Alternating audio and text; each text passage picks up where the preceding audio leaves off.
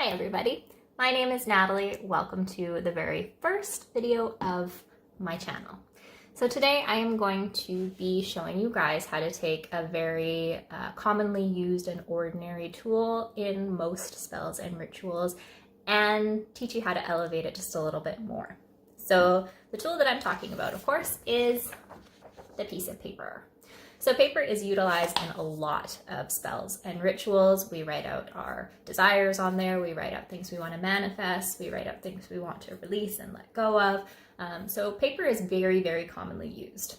Now, you can have your plain old piece of paper. There's absolutely nothing wrong with it. But I think it's an opportunity that's kind of missed sometimes. So with our paper, we can actually customize this individual piece of paper to whatever spell or ritual we may be performing. I'm sure a lot of people have done this method before, probably in kindergarten or grade 1. It simply involves a tea bag and some water and your paper, and then you're going to come out with something that looks a little more like parchment paper. Now, if you were just doing this purely for aesthetic reasons, you could just leave it at that. So you could use your tea bag and make something that looks like parchment paper, and that's fine. I'm going to show you how to take it one step further. So what we're going to take a look at is our first ingredient, which is our water. Now, water can be infused in a number of ways: crystals, herbs, essential oils, spices, moon phases, etc. You can also make special water like Florida waters or things like that and use it for this. So what I mean by corresponding it to whatever ritual you're doing is, for instance, if you were doing a money spell, then maybe you're going to infuse your water with citrine or green aventurine and leave it overnight. Maybe you want to utilize a moon phase, so you could do a full moon or a waxing moon. If you were going to be doing something like a banishment spell, maybe you want to add a little bit of sea salt so that it's a salt water. You could also do it on a waning moon, so you want to be releasing, so this is diminishing, something that's letting go. You can utilize and correspond your water in many different ways. The great thing about this method is that you can basically customize it however you want. If you were doing a love spell, you can add in some rose quartz. If you want to attract something, again, you can do it on a new moon or a waxing moon. Possibilities are endless, okay? So that's our water. The next thing is our tea bag. So you can use a plain old tea bag. If you use black tea, it will give you sort of the darkest, sort of burnt orangey look.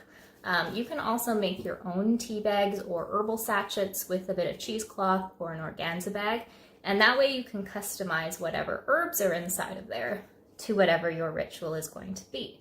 So again, if you're doing a money spell, you can add in some basil, you can add in some cinnamon. If you wanted to do a love spell, you can add in rose petals.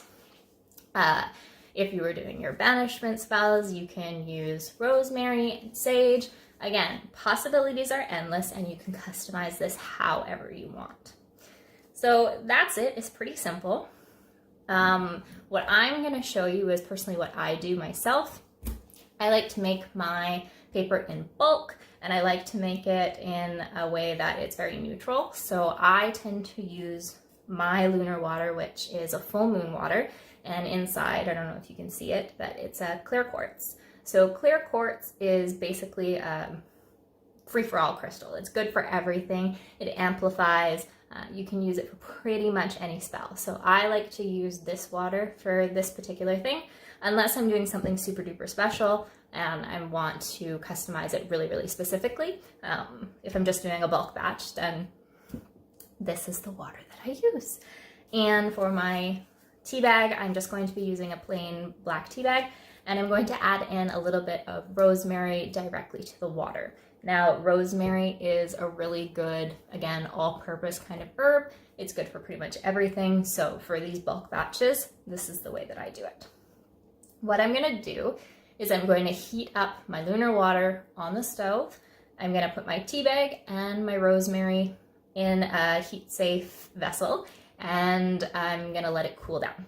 And if you guys are following along with me, then I'll meet you back here once you've done that.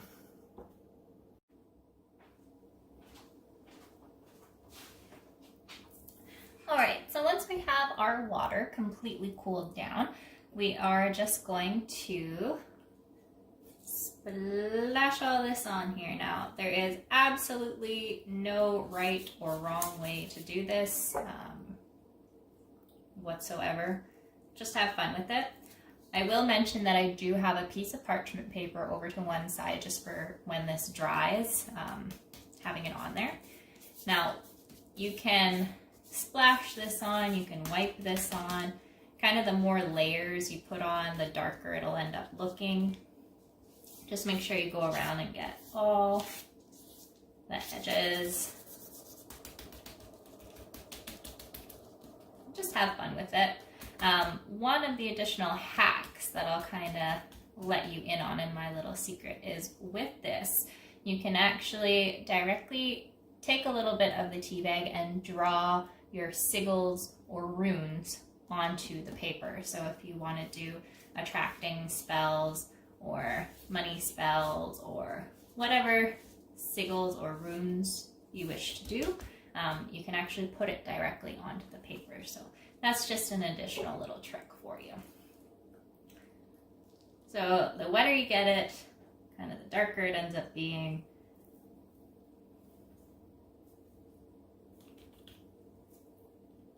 Get it however you want. Ooh, busted tea bag. That's all right. It all adds to the magic. So we're just going to take this, put it off to the side, and allow it to dry.